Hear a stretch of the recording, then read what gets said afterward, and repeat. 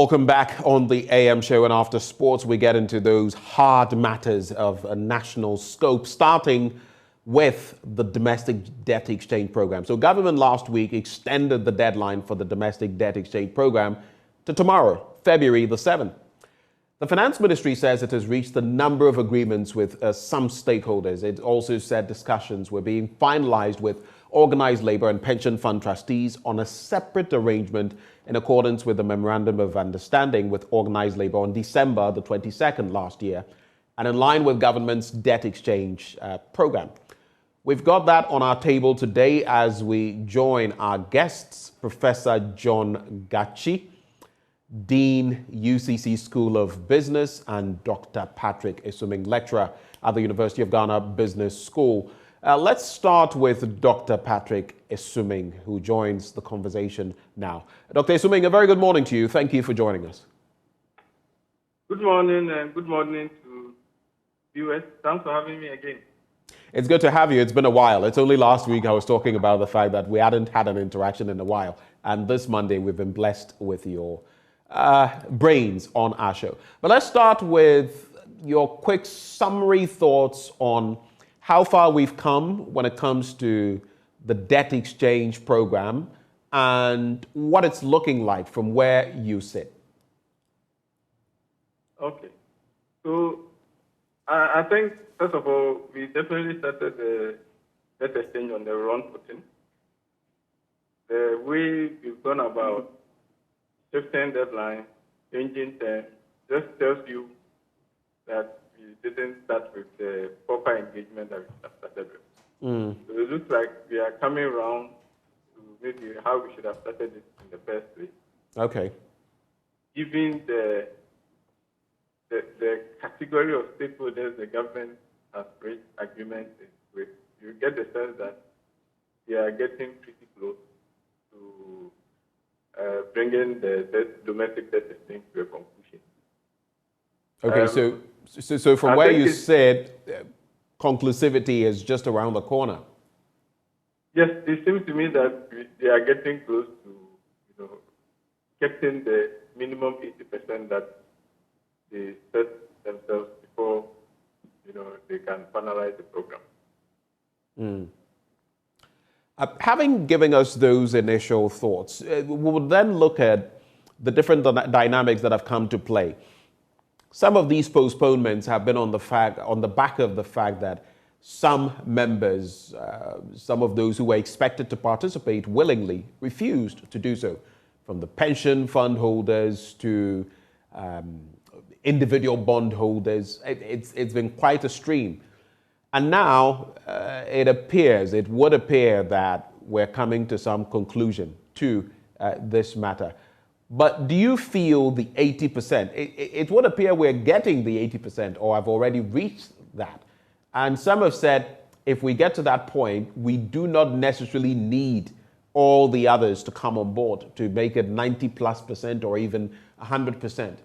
Government, on the other hand, has said that if you stay away from this, the old bonds would not be treated the same as the new bonds. There could be consequences. How do you react to that? And is that the best way we can address the situation? Yeah, well, first of all, you see, you get the sense. I don't think the way it's being communicated, making it seem like there will be dire consequence for you if you don't sign up. It seems like blackmailing people to sign up. I think people have genuine concern about not wanting to sign up. We have to understand, we talk about these numbers and percentages and categories, but we have to understand that these are people's lives and livelihoods. Some people have worked all their lives, saved money, and then all of a sudden they are being asked to take some substantial reduction in the value of their wealth. So I think that degree of hesitancy, should be understood. And in my view, what the government should be doing is trying to a bit more persuade and then also try to meet people halfway. It seems like it's something it stands from the very beginning and try to meet, some people some of the way. But I think the whole idea of trying to sort of indirectly threatens people to sign up is not, it doesn't seem ideal to me. On the other hand, from their point of view, you have to understand that if people sign on, and obviously they are going to take a cut to the value of their wealth, and then those who don't sign on are seen to get all their monies back without any loss. I think those who sign on will somewhat feel they'll be cheated. So it's a tricky balance, but I don't think the way that we are going in terms of trying to scare people by saying there will be no secondary trading of your gold bonds and trying to scare people to sign on. I'm not sure that's the best approach. You don't think that is the best approach, but looking at the fact that government has certain requirements, at least from its end, because some have said that it doesn't necessarily need even 80% participation, that it can do with far less. And then you look at the examples of Jamaica and other countries and you realize that it took quite a bit of time. In this instance, we're going very quickly and we're going big in terms of the impact this would have on others.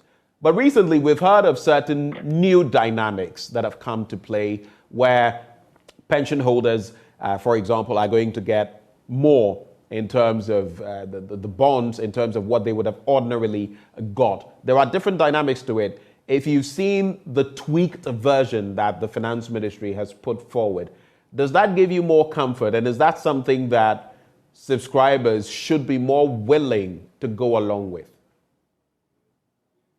I mean, these are certainly improved times from the previous ones we had.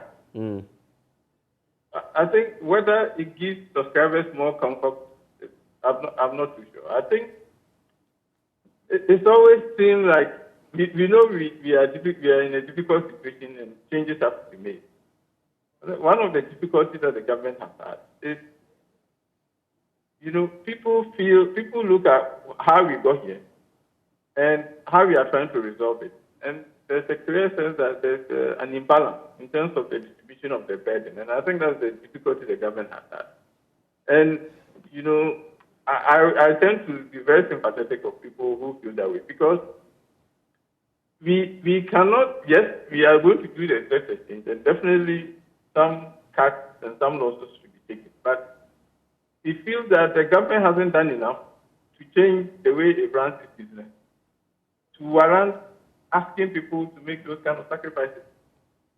So while the current terms are much improved and soften some of the pain, it still doesn't change the fact that, as an economist, I don't think the government has done enough to change the way it runs its finances, to bring enough comfort. Because, yes, doing this debt exchange is going to bring our debt-to-GDP ratio down substantially. But we have to understand that if we haven't sealed the hole that fits into the debt-to-GDP, and I don't think we have, based on what the budget that has been presented, the medium-term framework that has been presented, I haven't seen enough to suggest that we have sealed the hole to prevent us from getting here in the near future. And when people are going to make those kind of hefty sacrifices, they deserve the right to see substantial change, so that we know that in the near term we are not coming back here.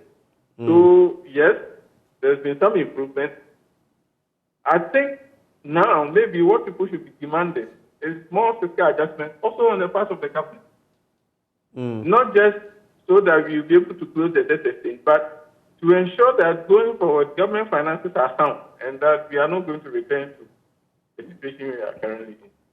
Is that practical though? We've seen this flip-flop over the years. In fact, over the decades. This isn't the first time we're going to the IMF. And even within this Fourth Republic, the number of times we've gone, we always go back to square one. We approach the IMF, we tailor things to suit what they require. And then right after we get out of the woods, so to speak, we return to our old reckless ways. And then we end up here. Maybe in this instance, the most reckless we've seen. But two things I want us to look at. One, when it comes to the individual bondholders, the proposal that has been pushed through by the Finance Ministry is that those below 59 years would now get a coupon of 10% over 5 years, and for retirees, they would get an extra 5% to 15% over the same 5 years. How do you think that will work out? Is it appropriate? And just to tie in, because you brought in the domestic debt exchange, when you look at 2022 and you look at our total debt of 467.4 billion, and you look at 2022 and the 575.7 billion, which is 93% of GDP when you add the 108 billion in 2 months. Our projection, because we're looking at our debt portfolio versus the previous year's GDP, sums it up to 123.6% of GDP. What do you think the real impact of the DDEP will be on our debt to GDP ratio? So the first one having to do with the maturity, the coupons, 10%, 15% for individual bondholders below 59, and the other one for retirees. And the second, because you brought up the debt to GDP portfolio, what impact really? You say it will cut it down by a lot. By how much do you think? Okay. So let's start with the first one. I think, obviously the government has listened to the cries, especially of the pensioners, people who are just on the verge of going for pension, and they're losing a substantial chunk of their money. So I think that decision is the right one. Okay. I'm sure the pensioners would have preferred that they are completely excluded. But at the very minimum, this was sort of pushing them, because you wake up and suddenly 2023, whatever you are expecting, nothing is coming. I think that one was a little bit hard to take. So on that score, I think you have to give the finance ministry some credit for listening and at least doing something. They seem to be doing something to soften the pain and the burden.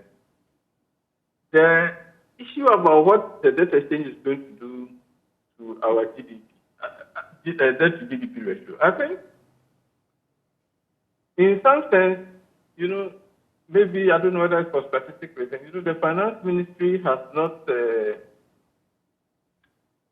not clearly indicated how much we are even going to pay in total from the DDE for you to get the precise sense.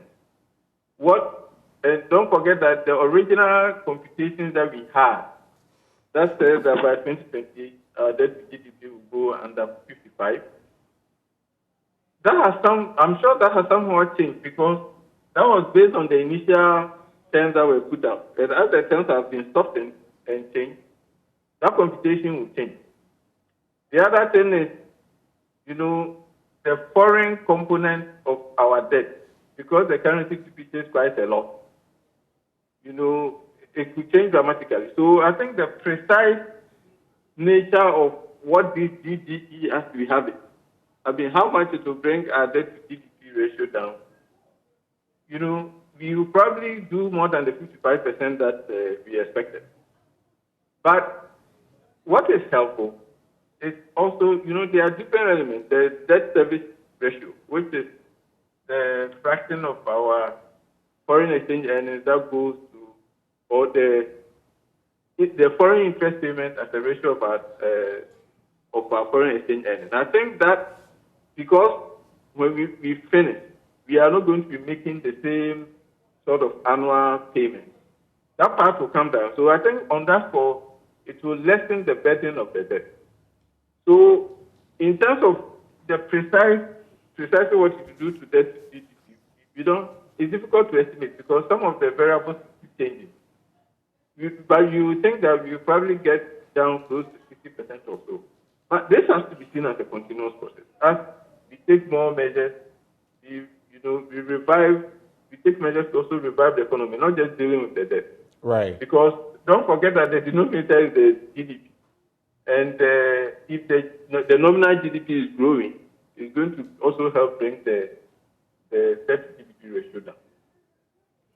Let's contemplate our fiscal record. Let's put matters into perspective, because you've also said that we would likely end up back here again if we don't get some dynamics right as far as retooling our economy.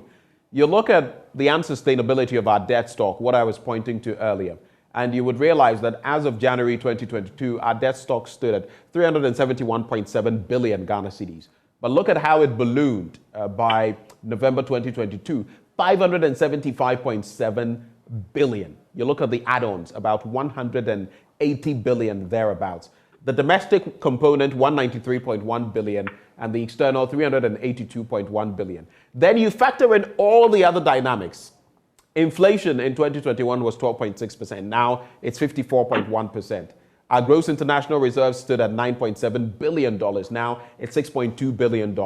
Import cover has fallen from 2021, 4.4 months, to now 2.7 months. And our balance of payment, like I've mentioned, we had a surplus in 2021. Now we have a negative component or a deficit of 3.6 billion. Add all of that to the fact that our import bill has also risen instead of declined. What picture does that paint in terms of the feasibility, the practicality, the reality of changing anything, even within and outside of this IMF deal, if we get it? Okay. So, yes, you rightly mentioned that we've been to the IMF many times. But we have to understand that this particular case, I'm sure this is the worst we have been for a long time. And because this is the first time we've been frozen out of international capital markets, and also the extent of our indebtedness is so severe that more drastic action should be taken. What this should have done is to cause us to think more broadly than just doing a debt exchange. To actually decide that no, all the things that we keep complaining that we will change in terms of the structure of the economy, in terms of the structure of government finances, in terms of how the economy runs, our overdependence on foreign finances. So I think this is where a broader discussion involving a wider range and a bigger cross-section of Ghanaians would have been helpful.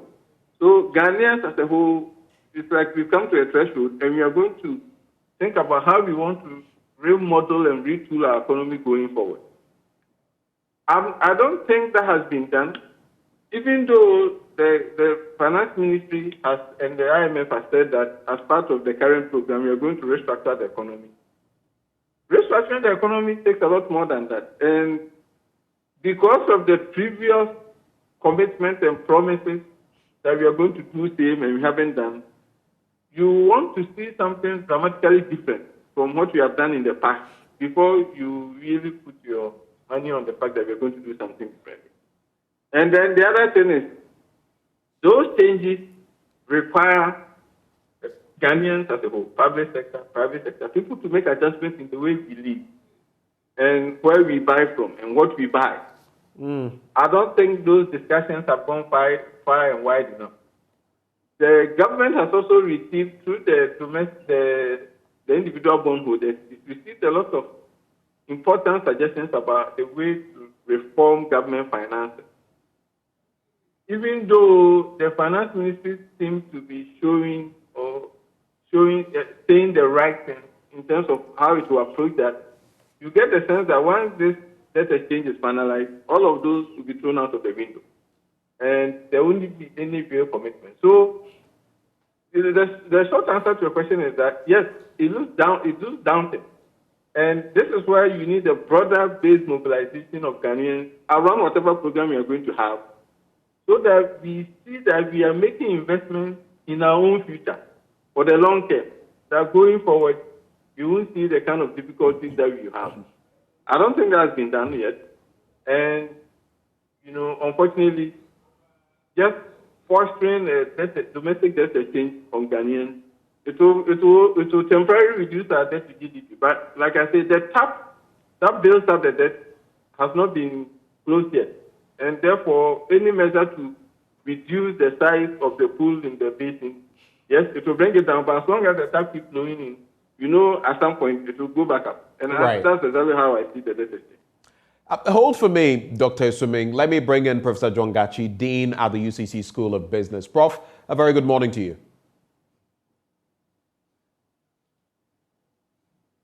You may have to unmute, Professor Gachi. Yeah, good morning. It's a pleasure having you join the conversation. Just to give you some fair idea of what has been happening, not that you are not aware of it, we started with this debt exchange proposal. We gave our first deadline December the 19th, actually, and that was rolled over to December the 30th of last year, then January the 16th, then pushed to January the 31st, and now we have February the 7th as the latest deadline, which actually is tomorrow.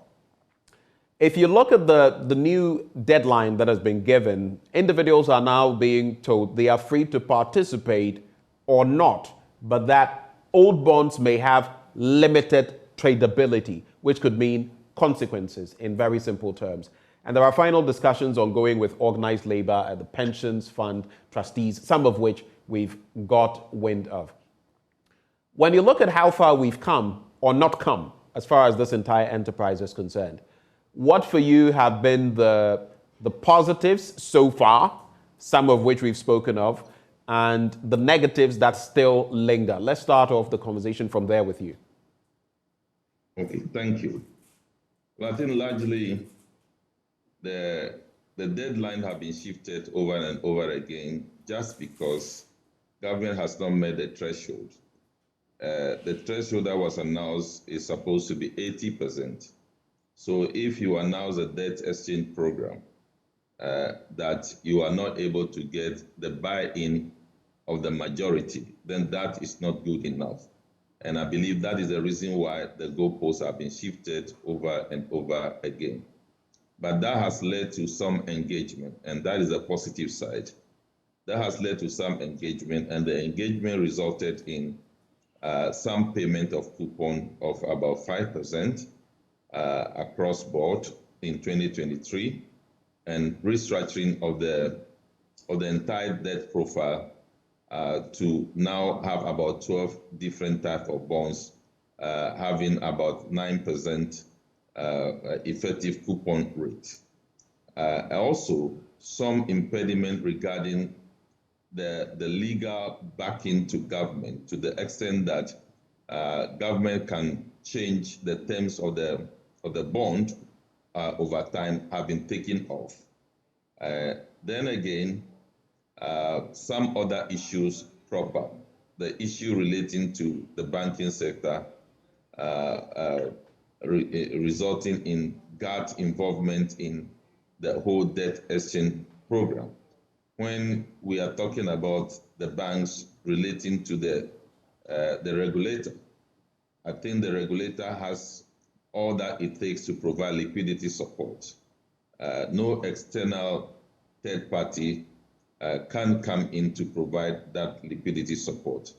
And the debt exchange program should not be used as a vehicle for some other entity to make equity inroad into the banks. And that has been a thorny issue. I'm not clear whether the local banks have signed. I'm aware that 8 international banks or foreign banks have signed, largely because those foreign banks, they know that they will not go to the Bank of Ghana for liquidity support, for which they will allow GATT to make investment in them. So there are some positives because now the attitude of the finance minister has changed a bit, and it's accommodating. But as to whether the individual bondholders are satisfied by the new deal, will have to be expressed by them. Because if you're expecting about 19% coupon and you are giving 5%, whether the 5% will be enough to cater for your needs or not, you have to express that. But some positive development have taken place, and some negative have also come up and ought to be cleared. Just a quick one. We've spoken to a number of people on this threshold of 80% that has been pegged by the finance ministry. Do we need 80%? Well, I do not think that we need, since it's voluntary. But on the other hand, you need majority to buy into the debt exchange program. So if you go for some majority, that is okay. But 80% means that you are trying as much as possible to haul in as many as you can, and that is problematic. So, for example, pension funds are still not happy with the deal, so they have not signed. Individual bondholders are not happy with the deal, so they have not signed. So, as to whether the 80% will be met or not, I am not aware of the figures. But this is something that is voluntary. So if it is voluntary, the people must voluntarily accept to be part of it. If not so, then that is a failure. Let's look at some other dynamics that come up. So there's going to be a meeting tomorrow, but ahead of that meeting, we've heard the president announce that by March, we should actually have this hurdle cleared and an IMF deal likely in place. We've also seen him interact recently with the German entourage, talking about the fact that, urging them, in fact, to encourage China, an ad hoc member of the G20, the Paris Club, to actually be willing to help us in our debt restructuring. How do you think that is going to play out? And that question is for both of you. How do you think that is going to play out in this scenario? I'll start with you, Professor Gachi. Well, I think debt exchange program is on the debt. So it has to be on the domestic debt and foreign component of the debt. Now we know some level of debt exchange program is going on domestically. So it is now the turn to caught the attention of our international creditors. And some of the debt are such that you will need to talk to some partners to accede to the request. What I know is that the government is in contact with G7 to compel members to understand the situation of Ghana and comply. So I believe that is on the account of which he was calling on China and the Germans to coerce or to try to talk to China to come to the table. And in any case, for external debt, you cannot on your own impose a debt restructuring on them, because that can have devastating consequences. But I think in the year 2001, the G7, the Paris Club, they talked to themselves and they were able to provide something that helped the debt management of the country. Right. They provided debt forgiveness, etc. So it is something that can be done. Okay. For you, Dr. Isuming, on that same point, and then we'll wrap with a final point I want us to look at. I think we are definitely going to need some assistance of both our bilateral and multilateral partners for the foreign component of our debt. Okay. I'm not an expert in international relations and all, but I think that what my expectation would have been that we engage quietly and privately with all those partners, and not necessarily do it publicly, to the sense of asking other nations to help bring some pressure or so to bear. But I guess the president knows what he's doing. I think. I mean, one of the things that I've found the way you sound when you say the president knows what he's doing, do you think it was rash to put this out there like that by March this will be in place and all of that? Was it too hasty? I think, given how we have struggled with the domestic component and the the kind of changes and postponement, I think I would have hesitated to put those kind of deadlines out there and put more pressure on ourselves. I think, I would have, in essence, I wouldn't have done it that way. I would have just go behind the scenes, talk to people, try to encourage others, try to also plead for others to understand the difficulty we are in and to help out, and not necessarily putting out deadlines. I think in this particular debt, the president has made statement that sometimes his information minister and the finance ministry have found it necessary to come and clarify. And then when that happens, I don't think that's very good. When the president of the land speaks, you expect that is it, and that it shouldn't be necessary for someone to come and clarify what the president was saying. So, in my view, this is something that falls in one of those categories where you do your consultations quietly behind it, and then when you are ready to mention this, then it means that you really have your hands on the date. My very final bit to both of you, and you can add your concluding comments to them. The buck stops with Ken Ofori-Atta, doesn't it? The finance minister.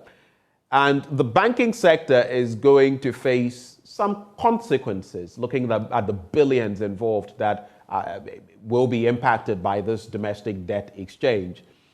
The members of the defunct banks and other financial institutions network, DEBOFIN as they call themselves, are calling for the removal of Ofori-Atta and claiming he threatens Ghana's long-term financial stability. So what they say is that his actions resulted in the collapse of the banking sector, as they put it, and they are also saying that with what they are seeing as far as the domestic debt exchange is concerned, it is not going to pan out well for the banks and financial institutions. People are still calling for the head of Ken Ofori-Atta.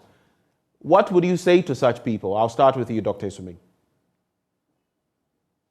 I think that, it's definitely a legitimate concern when you look at what this debt exchange will do to the strength and the viability of the bank.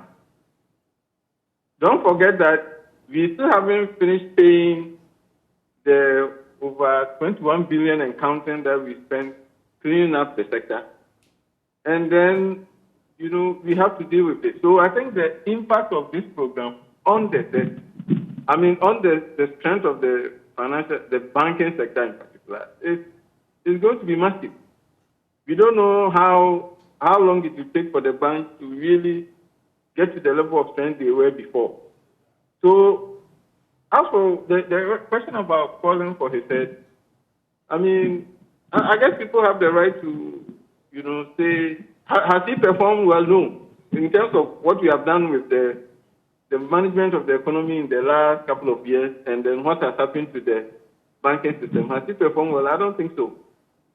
Should he be fired? I guess that's a decision for the president to make. But I guess people also have the right to express, they are disquiet about the way the economy has been handled. A bit of a tricky follow-up, but I'm just going to put it to you, gentlemen. If you were the president, Dr. Esuming and Professor Gachi, with everything that has happened, would you now sack, or would you have sacked Ken Ofori-Atta by now? Okay, well, is that me first? Dr. Esuming first. I think if I would have removed the finance minister, I would have done it months ago. Once he has been kept and he has been in the middle of this debt exchange, I think it's a little bit tricky now in the middle to remove him. If he had to be removed, I think should have done before we started going to the IMF, simply because he had been adamant that we should not be going to the IMF. So the point that we are making a decision to go to the IMF, if he had to be removed, I think that's the point that he should have been removed, and not where we are at this present moment. Dr. Esuming, grateful for your time with us this morning, and we wish you the best of the day. Dr. Patrick Esuming is with the University of Ghana Business School. Professor Gachi, you have the final bite on those two quick points. DEBOFIN says he should be let go of, and if you were Mr. President, what would you have done in this situation? Well, I think we need to look at the effect of this debt exchange program on the financial sector. Now, even the 5% that is given in coupon will not be able to correct the books. There will be liquidity challenges. There will be capital erosion. Dividend will not be paid for a long time.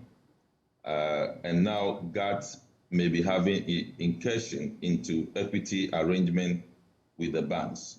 That is a destabilizing factor that will have to be looked at. So if you look at all these things, the banking sector and the financial sector doesn't look good within the short term to medium term. That is a concern. I think when you are managing an economy, you have goodwill. You get to the point that the goodwill is exhausted. The goodwill has exhausted, and all that people say is that the main problem of this economy is kenoforiata.